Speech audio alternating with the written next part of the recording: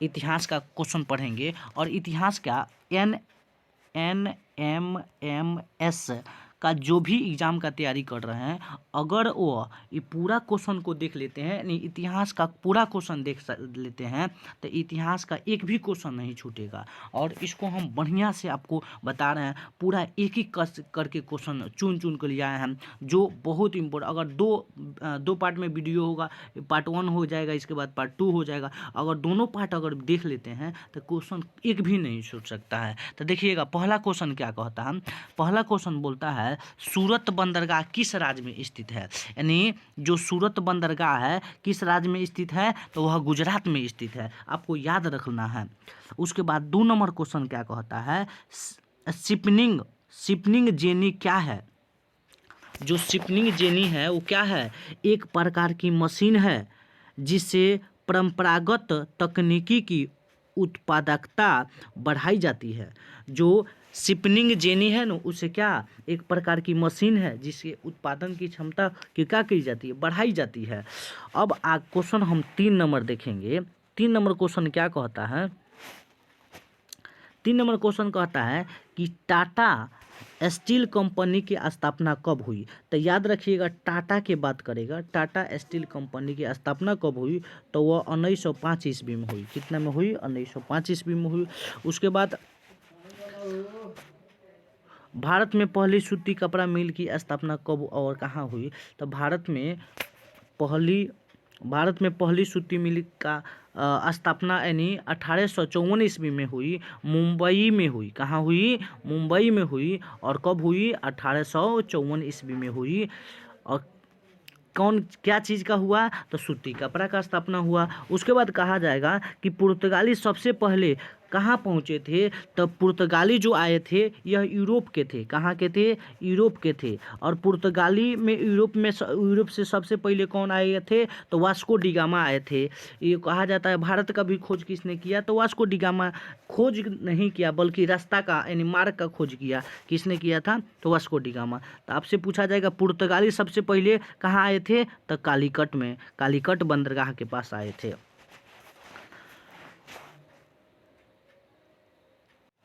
उसके बाद हम लोग जानेंगे जामदानी क्या है। जामदानी क्या है, तो जामदानी एक प्रकार की रेशमी साड़ी है। जो जामदानी है आप याद रखिएगा, जामदानी क्या है, एक प्रकार की रेशमी साड़ी है, याद रखिएगा। अगर पूरा क्वेश्चन देख लेते हैं ना, तो इतिहास का एक भी क्वेश्चन आपसे नहीं छूटेगा। उसके बाद कहे जाएगा कैलिको अधिनियम किससे संबंधित है। कैलिको अधिनियम किससे संबंधित है, तो सूती कपड़े छीट से संबंधित है। कैलिको अधिनियम किससे संबंधित है, तो सूती कपड़े छीट से संबंधित है। उसके बाद कहा जाएगा औद्योगिक क्रांति की शुरुआत सर्वप्रथम कहाँ हुई। औद्योगिक क्रांति की शुरुआत सर्वप्रथम कहाँ हुई, इंग्लैंड में हुई। कहाँ हुई थी, इंग्लैंड में हुई थी। उसके बाद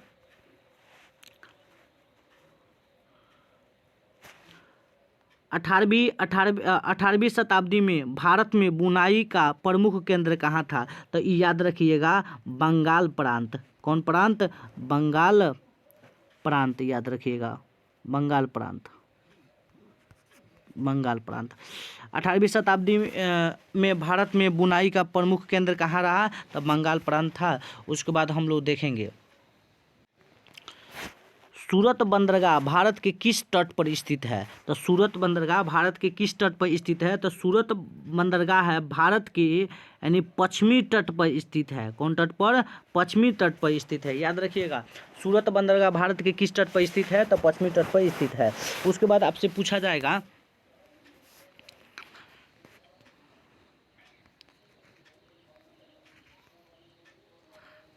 देखिए किस विद्रोह को सिपाही विद्रोह कहा जाता है। किस विद्रोह को सिपाही विद्रोह कहा जाता है, तो 18वीं शताब्दी में 1857 ईस्वी में ईस्वी की क्रांति को सिपाही विद्रोह कहा जाता है। जो 1857 में जो क्रांति हुई उस क्रांति को हम सिपाही विद्रोह के नाम से भी जानते हैं। नाना साहेब कौन थे? नाना साहेब पेशवा बाजीराव द्वितीय के दत्तक पुत्र थे। याद रखिएगा, नाना साहेब कौन थे? नाना साहेब पेशवा बाजीराव द्वितीय के दत्तक पुत्र थे। उसके बाद आपसे पूछा जाएगा कि 1857 ईस्वी के विद्रोह का तत्कालिक कारण क्या था। तो ये आप जानते हैं 1857 के जब क्रांति हुआ था, इसका तत्कालीन कारण क्या था? इसका तत्कालिक कारण दो था। एक तत्कालिक कारण था, यानी जो अंग्रेज थे, यह मतलब अनुमान लगाया जाता है या यह इतिहास में भी लिखा है, जो अंग्रेज थे वो अंग्रेज ने क्या किए, जो आटा था नो, आटा में सूअर और गाय के चर्बी को पीसकर आटा में मिलाकर खिलाते थे, इसीलिए ये भी विद्रोह हुआ। दूसरा का कारतूस वाला जो कांड था, देखिए कारतूस वाला भी याद रखिएगा।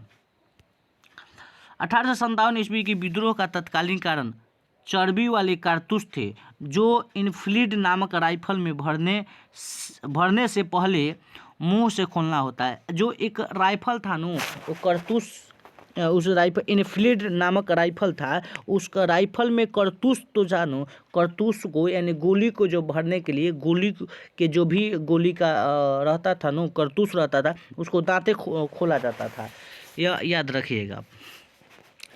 उसके बाद 1857 ईस्वी के विद्रोह के समय भारत का गवर्नर कौन था? जब 1857 में जो विद्रोह हो रहा था उसका गवर्नर कौन था? तो लॉर्ड कैनिंग था। भारतीय सैनिक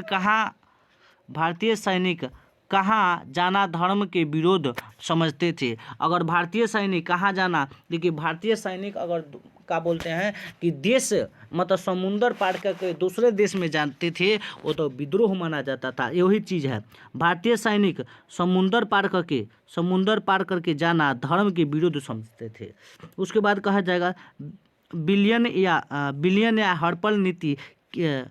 हड़प नीति किसके द्वारा अपनाई गई है? तो वो लॉर्ड डलहौजी के द्वारा बिलियन और हड़प नीति अपनाई गई है, जो 8 क्लास का इतिहास में ये आपको बढ़िया तरह से हम समझाए हैं सब्जेक्टिव में। उसके बाद लॉर्ड डलहौजी द्वारा राज्य हड़प नीति के आधार पर राज्य बिलियन का सही क्रम क्या है? तो आप याद रखिएगा सही क्रम क्या है, यानी उसका ट्रिक है SSNA। याद रखिएगा ट्रिक क्या है, SSNA। एस से क्या होगा? तो एस से हो जाएगा आपको सतारा, और एस से क्या होगा? संबलपुर होगा, और एन से क्या होगा? नागपुर होगा, और ए से क्या होगा? अवध होगा। याद रखिएगा लॉर्ड डलहौजी द्वारा राज्य हड़प नीति के आधार पर राज्य विलय का सही क्रम क्या है, इसको आप याद रखिएगा। उसके बाद चुटुपालू घाटी में किन स्वतंत्रता सेनानियों को फांसी दी गई? यानी ओरमांझी क्षेत्र में टिकैत उमराव सिंह तथा शेख भिखारी को 8 जनवरी 1858 ईस्वी को चुटुपालू घाटी में एक पेड़ में लटका कर फांसी दी गई। यह बहुत इम्पोर्टेंट है, इसको आप याद रखिएगा, समझ रहे हैं। 1857 के विद्रोह की शुरुआत कहाँ से शुरू हुई? बंगाल के बैरकपुर से हुई। कहाँ से हुई? इतिहास में आपको मिलेगा बंगाल के बैरकपुर। अगर इसको पूरा एक एक करके देख लेते हैं तो कोई भी समस्या आपको उत्पन्न।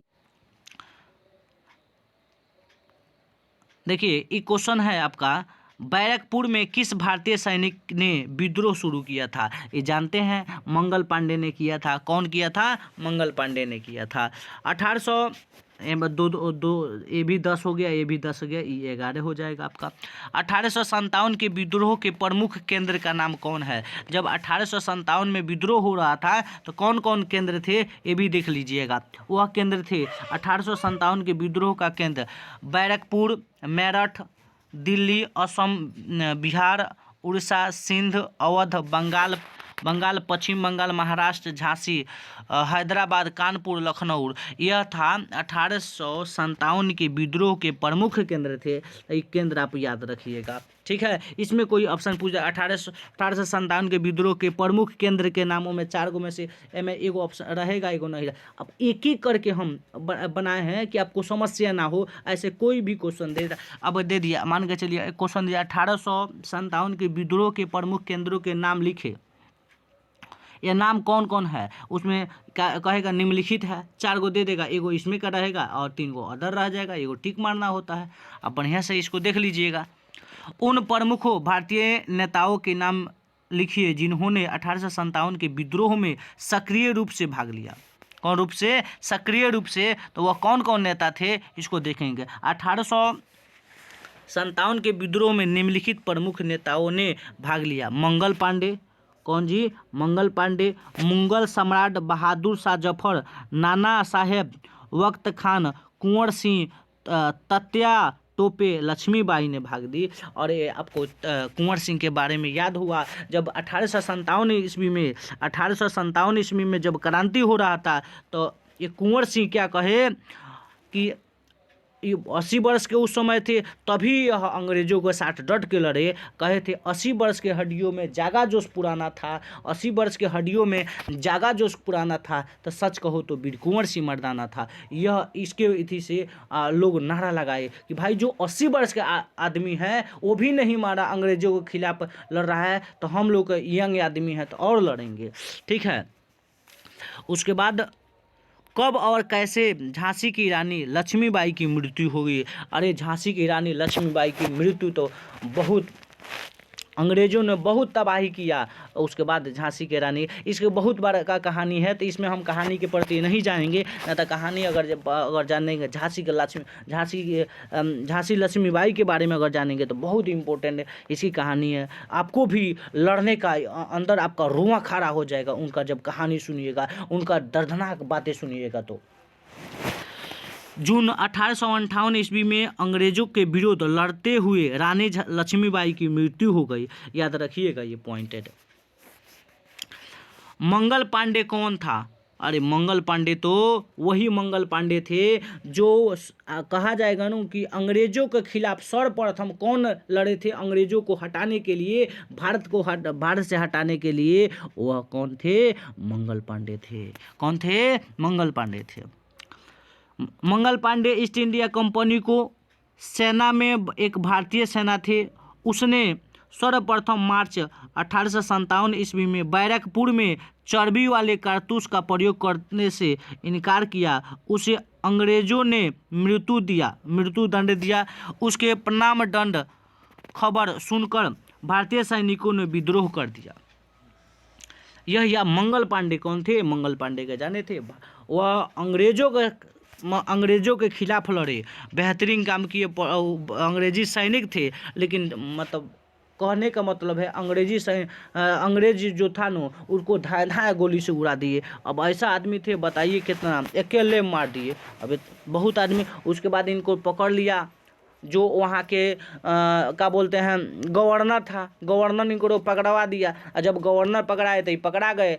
इसको पकड़ने के बाद इनको कल साजा सुनाना था, कल साजा ना सुना कर उनको हत्या कर दिया गया। और ये बगावत हो गया, सभी भारतीय सैनिक और जग गए। बहुत बढ़िया इनकर कहानी है, मोटिवेशनल कहानी है इनकर। उसके बाद हम पढ़ेंगे विद्रोहियों ने किसे भारत का सम्राट घोषित किया। विद्रोहियों ने किसे भारत का सम्राट घोषित किया? तो बहादुर शाह द्वितीय थे। कौन थे? बहादुर शाह द्वितीय थे। ठाकुर विश्वनाथ सहदेव को कब फांसी दी गई? 16 अप्रैल 1858 ईस्वी में। यानी ठाकुर के बात कहा जाएगा, ठाकुर विश्वनाथ सहदेव को कब फांसी दी गई? तो 16 अप्रैल 1858। उसके बाद बाबू कुंवर सिंह किस राज्य से संबंधित थे? तो बिहार से। बाबू कुंवर सिंह कहाँ के थे? बिहार से थे। उसके बाद कहा जाएगा कि मराठा पेशवा बाजीराव द्वितीय के दत्तक पुत्र कौन थे? तो नाना साहेब थे। कौन थे? नाना साहेब थे। तात्या टोपे किनके सेनापति थे? तो नाना साहेब के थे। किनके सेनापति थे? नाना साहेब के थे। उसके बाद आपसे पूछाएगा नीलंबर पीतम्बर कहाँ के दो महान स्वतंत्रता सेनानी थे? तो नीलंबर पीतम्बर याद रखिएगा, एनपी के बात करेगा, नीलंबर पीतम्बर के बात करेगा तो वो याद रखिएगा पलामू। कहाँ जी? पलामू। और पलामू कहाँ? झारखंड में। पलामू कहाँ है? झारखंड में। सती प्रथा को दूर करने का श्रेय किसको जाता है? और आप जानते हैं सती प्रथा क्या होता है? सती प्रथा उसे कहते हैं, जैसे मान लीजिए कि उस सती प्रथा जब था, यानी जो पति मर जाते थे, मरने के बाद पत्नी को भी पति के साथ जला दिया जाता था, वही सती प्रथा था। उस सती प्रथा को दूर करने के अगर पति मर गया तो पत्नी का अधिकार नहीं था कि शादी करे, ये भी ये था। देखो सती प्रथा को दूर करने का श्रेय किसे मिला? तो लॉर्ड विलियम बेंटिक। कौन जी? लॉर्ड विलियम बेंटिक को मिला। और उसके बाद विधवा पूर्ण विवाह के लिए किसने काफी मेहनत की? तो ईश्वर चंद्र विद्यासागर। कौन जी? ईश्वर चंद्र विद्यासागर। उसके बाद किसे आधुनिक भारत का जनक माना जाता है? राजा राममोहन राय को आधुनिक भारत का जनक माना जाता है। आधुनिक भारत का क्या माना जाता है? जनक माना जाता है। आर्य समाज की स्थापना किसने की? आर्य समाज की स्थापना किसने की? तो स्वामी दयानंद सरस्वती ने की आर्य समाज की स्थापना। ये इम्पोर्टेंट है क्वेश्चन, आप इसको याद रखिएगा, ठीक है। आर्य समाज की स्थापना किसने की? स्वामी दयानंद सरस्वती ने किया। महाराष्ट्र के प्रसिद्ध समाज सुधारक कौन थे? महाराष्ट्र के प्रसिद्ध समाज सुधारक कौन थे? तो ज्योतिबा फूले थे। कौन थे? ज्योतिबा फूले थे। उसके बाद कहला पहली बार दिल्ली के सिंहासन पर बैठने वाली महिला कौन थी? पहली बार दिल्ली पर बैठने वाली, दिल्ली यानी पहली बार शासन करने वाली महिला कौन थी? तो वह कौन थी? रजिया सुल्तान थी। कौन थी? रजिया सुल्तान थी। हर विलास शारदा के प्रयास से बना शारदा कानून किससे संबंधित है? तो शारदा कानून लड़के लड़कियों की शादी के लिए न्यूनतम उम्र होना चाहिए, यही शारदा कानून बना। भोपाल की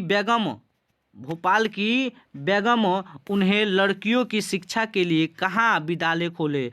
तो अलीगढ़ में। कहाँ खोले? अलीगढ़ में खोले। सती प्रथा का प्रमाण किस अभिलेख से है? तो सती प्रथा का परिणाम किस अभिलेख से? भानुगुप्त के एरन अभिलेख से है। भानुगुप्त के एरन अभिलेख से है। उसके बाद कहा जाए भारतीय महिलाओं का विश्वविद्यालय में प्रवेश कौन से दशक में हुआ? तो यह दशक आप याद रखिएगा 1880 ईस्वी में। 1800 कितना में? 80 में। नारायण गुरु किस क्षेत्र में सक्रिय थे? नारायण गुरु किस क्षेत्र में सक्रिय थे? तो आप याद रखिएगा वह सामाजिक एवं धार्मिक सुधारक थे। सामाजिक एवं क्या? धार्मिक सुधारक थे। उसके बाद कहे किसने विवेकानंद को आधुनिक राष्ट्रीय आंदोलन का आध्यात्मिक पिता कहा है? किसने कहा है? किसने विवेकानंद को आधुनिक राष्ट्रीय आंदोलन का आध्यात्मिक पिता कहा है? नारायण गुरु किस क्षेत्र में सक्रिय थे? सामाजिक और धार्मिक क्षेत्र में। किसने विवेकानंद को आधुनिक राष्ट्रीय आंदोलन का आध्यात्मिक पिता कहा है? तो सुभाष चंद्र बोस। किसने कहा है? सुभाष चंद्र बोस ने कहा है, ये याद रखिएगा। रामकृष्ण मिशन की स्थापना कब हुई? रामकृष्ण मिशन की स्थापना स्वामी विवेकानंद ने की। किसने की? स्वामी विवेकानंद ने की। ज्योतिबा राव फूले ने किस संस्था की स्थापना की? तो सत्याशोधन समाज की स्थापना की, याद रखिएगा।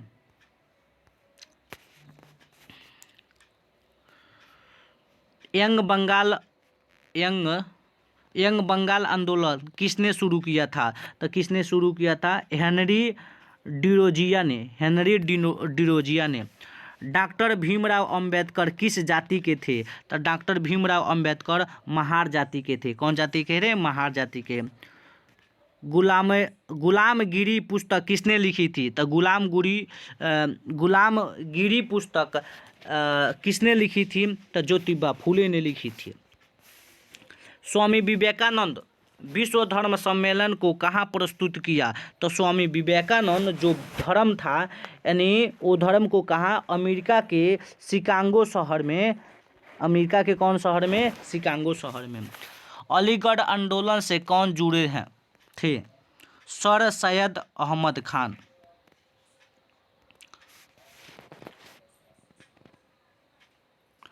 तांबा किस तरह का खनिज है?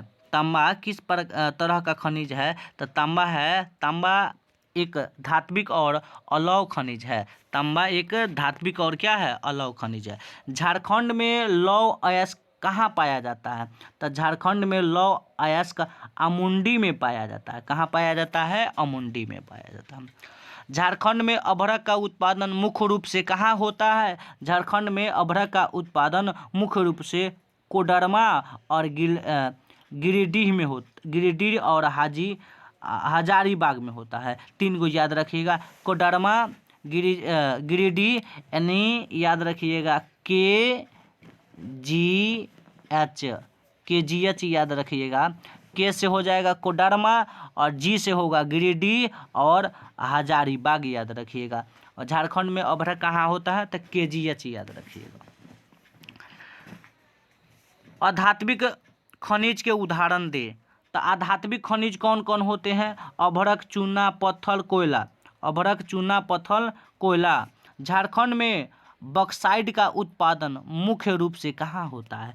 जो झारखंड है बक्साइट का उत्पादन मुख्य रूप से कहाँ होता है, इसके बारे में हम लोग जानेंगे। झारखंड में बक्साइट का उत्पादन मुख्य रूप से लहरदंगा और गुमला में होता है। लहरदंगा और कहाँ जी? गुमला में होता है। ये दोनों याद रखिएगा। झारखंड में तांबा का उत्पादन मुख्य रूप से कहाँ होता है? झारखंड में तांबा का उत्पादन घाटशिला में होता है। कहाँ होता है? घाटशिला में होता है, याद रखिएगा। झरिया किसके उत्पादन के लिए प्रसिद्ध है? तो झरिया कोयला के उत्पादन के लिए झरिया में कोयला बहुत उत्पादित होता है, बहुत उत्पादन होता है कोयला का। उसके बाद किसे उद्योग की जननी कहा जाता है? उद्योग की जननी किसे कहा जाता है? कोयला को उद्योग की जननी कहा जाता है। कोयला को याद रखिएगा। कोयला किस तरह के ईंधन का उदाहरण है? कोयला जीवाश्म ईंधन का उदाहरण है। काला सोना किसे कहते हैं? काला सोना किसे कहते हैं? तो काला सोना पेट्रोलियम और इससे बने उत्पादन को काला सोना कहा जाता है। तो यह आप याद रखिएगा बातें को। ज्वारीय ऊर्जा का कौन सा स्रोत है? ज्वारीय ऊर्जा का कौन सा स्रोत है? तो ज्वारीय ऊर्जा का स्रोत है गैर परंपरागत। कौन सा ऊर्जा स्रोत प्रदूषित नहीं है? तो गैर परंपरागत ऊर्जा जो ऊर्जा का स्रोत प्रदूषित नहीं है। मणिकरण किस ऊर्जा के लिए जाना जाता है? तो भूतापीय ऊर्जा। मणिकरण किसके लिए? भूतापीय के लिए। उसके बाद कहा जाएगा जैविक सामग्री, गोबर, रसोई अपशिष्ट आदि के विघटन से कौन सा गैस उत्पादित होता है? तो बायोगैस उत्पादित होता है। अब याद रखिएगा जीवाश्म ईंधन क्या है? तो जीवाश्म ईंधन क्या हो? याद रखिएगा ऊर्जा के जिन साधनों की उत्पत्ति तत्वों के सड़ने गलने से हुई है उन्हें जीवाश्म ईंधन कहता है। जो सड़े गले होते हैं उसे जीवाश्म ईंधन कहते हैं। जैसे कोयला हो गया, पेट्रोलियम हो गया, प्राकृतिक गैस हो गया। ऊर्जा के गैर परंपरागत स्रोत कौन कौन से हैं? ऊर्जा के याद रखिएगा सौर ऊर्जा आपको याद कराए थे, याद कीजिए। सौर ऊर्जा, पवन ऊर्जा, भूतापीय ऊर्जा, ज्वारीय ऊर्जा, परमाणु ऊर्जा और बायोगैस होता है। उसके बाद झारखंड में बक्साइट उत्पादन करने वाले 2 जिलों के नाम बताइए। तो झारखंड में बक्साइट उत्पादन के लिए 2 जिला है, एक है गुमला, दूसरा का है लोहरदंगा। गुमला और लोहरदंगा ये दोनों जिला उत्पादन है। क्या होता है तो देखिएगा, अब ये हो जाएगा ब हो जाएगा, यानी बक्साइड। बक्साइड उत्पादन 2 जिला, झारखंड में बक्साइड उत्पादन 2 जिला। तो याद रखिएगा, एक जिला हो जाएगा गुमला, दूसरा का होगा लोहरदंगा। खनिज क्या है? खनिज क्या है? प्राकृतिक रूप से प्राप्त होने वाले पदार्थ जिसका निश्चित रासायनिक संगठन होता है वह खनिज कहलाता है। वह क्या कहलाता है? खनिज कहलाता है। उसके बाद आपसे कहा जाएगा जिन क्रियाओं से मनुष्य को आय होती है उन्हें कैसे क्रिया कहते हैं? आर्थिक क्रिया कहते हैं। कौन क्रिया कहते हैं? आर्थिक क्रिया कहते हैं। प्राथमिक क्रियाओं के उदाहरण कौन कौन होते हैं? तो प्राथमिक क्रिया कृषि को, मतलब कृषि से जो भी संबंधित होता है, जैसे पशुपालन, मछली पालन, गाय पालन, भैंस पालन, मधुमक्खी पालन, जो भी पालन हो कृषि से संबंधित है वह प्राथमिक सेक्टर कहते हैं। निर्माण से संबंधित हो, निर्माण विनिर्माण से संबंधित हो उसको हम द्वितीय सेक्टर कहते हैं, और सेवा से संबंधित हो उसे तृतीय सेक्टर कहते हैं। कृषि कैसी क्रिया है? तो प्राथमिक क्रिया है। कृषि कैसी क्रिया है? प्राथमिक। उद्योग कैसी क्रिया है? तो द्वितीय है। वो निर्माण कीजिएगा मतलब उद्योग निर्माण हो गया। बैंकिंग, यातायात, संचार व्यवस्था आदि कैसी क्रिया के उदाहरण है? तो तृतीय क्रिया है। मतलब यातायात मतलब बैंकिंग है, बैंकिंग से हम लोग का थी होता है, सेवा होता है, सेवा करता है, मतलब पैसा वैसा की जरूरत होता है तो बैंकिंग सेवा सेक्टर होता है, और सेवा सेक्टर को हम तृतीय सेक्टर कहते हैं। चाय, कॉफ़ी, रबर किस प्रकार की कृषि फसलें है? तो रोपण कृषि है। चाय, कॉफ़ी, रबर किस प्रकार की कृषि फसलें है? तो रोपण कृषि फसलें हैं।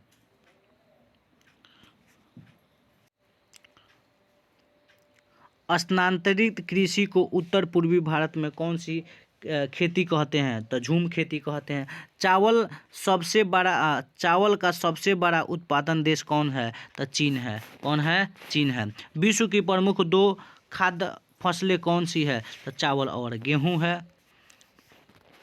विश्व का सबसे बड़े चावल उत्पादन देशों का सही क्रम क्या है? तो चीन, भारत, जापान, श्रीलंका। तो सही हो जाएगा चीन, भारत, जापान, श्रीलंका हो जाएगा। उसके बाद कपास की खेती के उपयुक्त महिला कौन? कपास की खेती के लिए उपयुक्त महिला कौन सी है?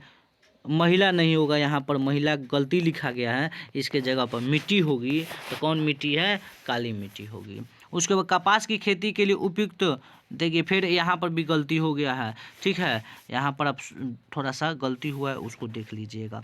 किस रेशेदार फसल को सफ़ेद सोना कहा जाता है? तो वो कहा है तो पटसन है। क्या है? पटसन है। 2 प्रमुख पेय फसल कौन से हैं? तो चाय और कहवा है। चाय और क्या है? कहवा है, जो इतिहास में आप लोग को पढ़ाए हैं। तो आशा करते हैं यहाँ तक ले। इसके पाठ में एक और वीडियो हम डालेंगे, अगर पूरा इतना याद कर लेते हैं और इसके बाद एक और हम वीडियो भाग 2 डालेंगे इतिहास के। अगर इतना याद कर लेते हैं इतिहास, एक भी क्वेश्चन नहीं छूटेगा। आशा करते हैं कि पूरा आप एक एक करके लिख लीजिए और लिख के पूरा रट जाइए, और ज़रूर इसमें से रहबे करेगा एग्जाम में। NMS के एग्ज़ाम में जो भी क्वेश्चन पूछेगा इसमें से ज़रूर रहेगा। आप बढ़िया से कंप्लीटेड वे में इसको याद कर लीजिएगा। और मिलते हैं आगे वाला वीडियो में। जो भी NMS का तैयारी कर रहा है उस बच्चे को बताइए कि के मैथ पॉइंट पर यह NMS का तैयारी भी चल रहा है, और आप डेली देखना ना भूले। यानी इसमें रीजनिंग भी कराया जाएगा, मैथ भी कराया जाएगा, साइंस भी कराया जाएगा, जियोग्राफी भी कराया जाएगा, ऑल सब्जेक्ट कराया जाएगा। तो मिलते हैं आगे वाला वीडियो में, तब तक के लिए जय हिंद।